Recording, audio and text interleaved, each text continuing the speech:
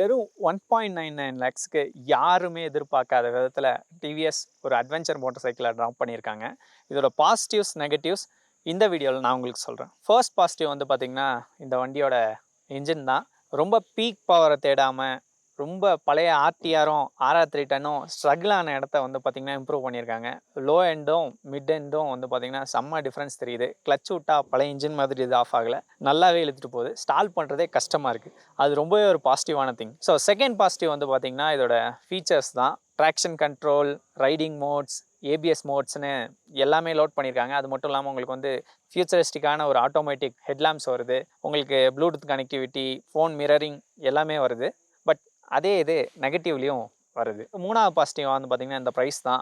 1.99 லேக்ஸுக்கு adventure bike மார்க்கெட்டில் இது offer பண்ணுற வேல்யூ வந்து பார்த்திங்கன்னா எக்ஸ்பல்ஸை நெருங்கி இருக்குன்னே சொல்லலாம். குறிப்பாக உங்களுக்கு வந்து அட்வென்ச்சர் எஸ்டி அட்வென்ச்சராக இருக்கட்டும், மற்ற மோட்டார் சைக்கிள்ஸை கம்பேர் பண்ணும்போது நிறைய வேல்யூவும் நிறைய ஃபீச்சர்ஸும் ஆட் பண்ணே சொல்லலாம். என்னோடய ஃபர்ஸ்ட் நெகட்டிவ் வந்து பார்த்திங்கன்னா இந்த மோட்டார் சைக்கிளில் ஏற்கனவே R310லையும் RTR310லையும் இருக்கிற அந்த IMU based cornering ABS cornering traction control கொடுக்கல.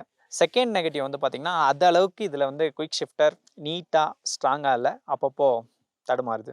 டயர்ஸ் சாசிலாம் இதோட ஒரு பாசிட்டிவாக இருந்தாலும் இன்னொரு பாசிட்டிவாக இதோட இன்ஜின் பிரேக்கிங் வந்து பயங்கரமாக இம்ப்ரூவ் ஆயிருக்குன்னே சொல்லலாம். பழைய வண்டிங்களை கம்பேர் பண்ணும்போது அந்த பழைய இன்ஜினோட கேரக்டர் சில விஷயம் கேரி ஃபார்வர்ட் ஆகுது. அந்த வைப்ஸும் அந்த ஒரு மாதிரி பிளண்ட்டாக ஃபினிஷ் ஆகிற அந்த டாப் எண்டும் வந்து பார்த்திங்கன்னா இன்னும் இதில் இருக்குது. ஸோ பிஎம்டபிள்யூக்கு ராயல்ட்டி கட்டக்கூடாது இந்த இன்ஜினை டெவலப் பண்ணாங்களான்னு தெரியல. இந்த இன்ஜினில் வந்து பார்த்திங்கன்னா டியூவல் டெக்னாலஜின்னு 4 விஷயத்தை இறக்கியிருக்காங்க.